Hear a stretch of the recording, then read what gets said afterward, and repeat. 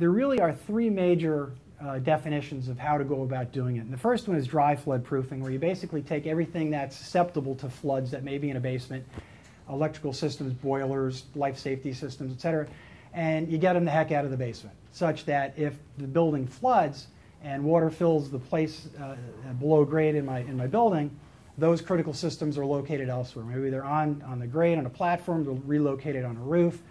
They're someplace else. They're out of harm's way. So that's dry flood proofing.